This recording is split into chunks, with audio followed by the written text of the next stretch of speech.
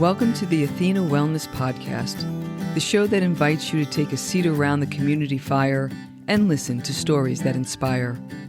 I'm your host, Kathy Robinson, author, coach, and founder of Athena Wellness, a company that's dedicated to supporting you on your journey to live more wholeheartedly.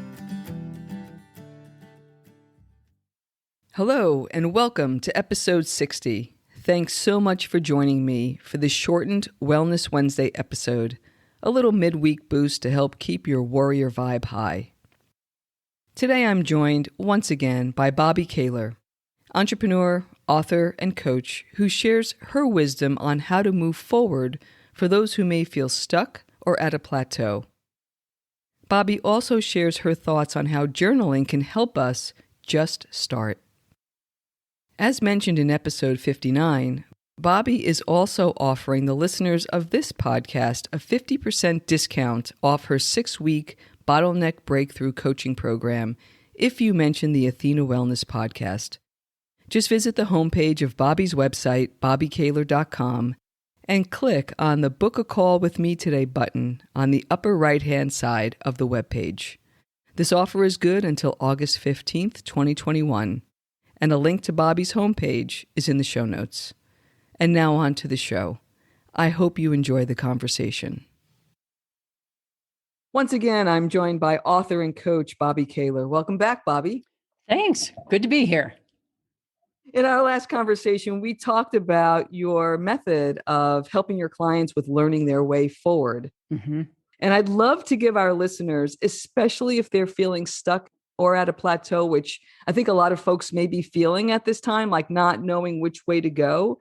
What are some ways that they may be able to take some small steps forward? Okay. A couple of things come to mind.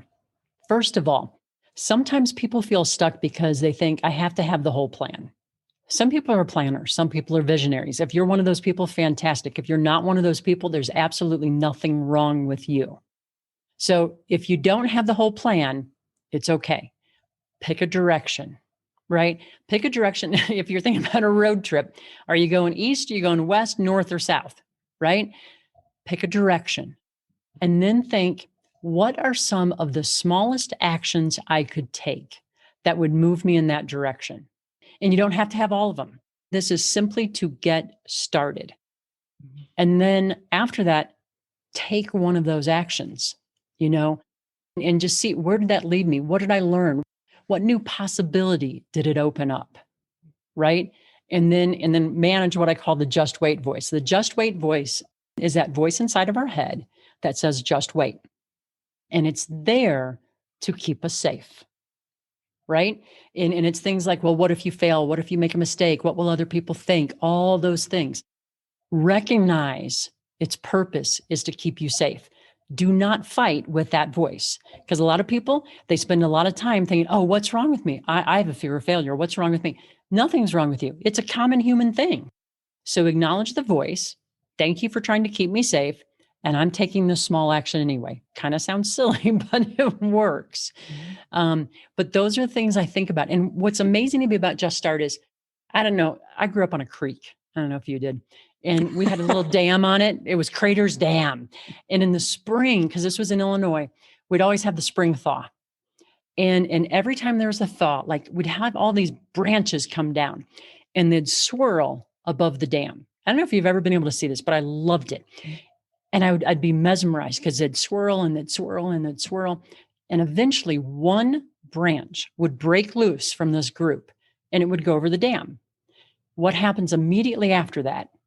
The rest of them fall over the dam too.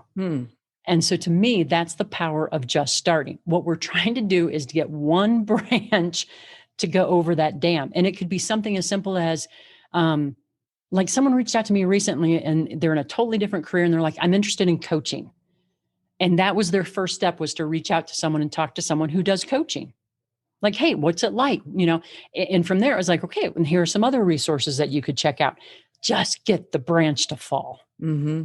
And then see where it leads you. Mm-hmm. That's wonderful advice. I'll tell you, I grew up a mile outside the Lincoln Tunnel, so I have never seen what you're talking about. But It makes perfect sense because I think one of the things that we learn, especially if we're jumping from corporate into our own business, is we think that the plan is going to be revealed Yeah. at some point, like people, it gets bestowed upon people, and it works exactly the way you just outlined it. Yeah. Of there's a general feeling, and then one step, and then the next, and then you find people in your path that help. That's right. To point the way. And the worst that could happen is you go a little off track, and then you find your way back. And that's good learning too, right? Right. It's great learning. I think you're a big proponent of journaling. Oh, yeah. How can journaling help when somebody might be in this phase? Yeah. Okay. So journaling can help in a number of ways, depending on exactly where they are. So if someone's like, I don't even know what my direction might be, that's a different thing. In that case, I like to journal around things like, where do I feel energy? Right? What gives me energy? What steals my energy? And to be specific with it. So, for example, I love training, right? I love training and facilitation. Do I love training and facilitation on everything? No. If you asked me to do training and facilitation on accounting, it would probably suck the life out of me. I don't know anything about it. Don't, but if it's personal development, woohoo, that's exciting. So get specific in the journaling. When do you feel the energy? When do you not feel the energy? And then there's a great practice. I learned this years ago. I was at a women's writing conference back in 99 at Skidmore College. And they said they call it below the line writing. So anytime you journal, like set a timer for 15, 20 minutes, and your job in that 15, 20 minutes is to not let the pen or pencil stop moving. Just keep writing, keep writing, keep writing. When the timer goes off, draw a line across the page, reset the timer for 5 minutes, and write about how was I feeling when I was doing the above journaling. And that starts to get to some of those emotions that are kind of lurking beneath the surface. So those are some of the journaling prompts. If you have a direction, like, hey, I'm kind of thinking about this, journal about what that is. Why is it exciting? Who could you talk to? What's of value to you? That, just let the pen move. If a person is really, really stuck, this is something I learned in an art therapy class, which I took at the same time I was taking the neuroscience class, because I thought, I need an easier class at the same time to balance them out. But it was great because I learned so much in that class. If you're really feeling stuck, write with your non-dominant hand in your journal. Because what that does is it switches the way our brains work. Because if we're writing with our dominant hand, we can censor ourselves. If we're writing with our non-dominant hand, our brain is working so hard that our real emotions come out.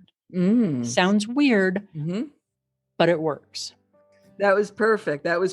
Thanks again, Bobbi. I really appreciate it. I think this is really going to help a lot of people. Thanks again. You're welcome. I hope it does. Thank you so much for joining me today. I know there are many ways you can spend your time. Thank you for choosing to spend it with me. Until our paths cross again, be kind to yourself and show your warrior spirit some love. If you know anyone who could benefit from today's episode, please pass it on. And many thanks for supporting the show by subscribing and leaving a review.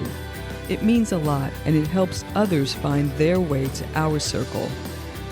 If you'd like to access the show notes, have a question you'd like addressed on a future episode, or would like a transcript of this episode, visit www.athenawellness.com/podcast.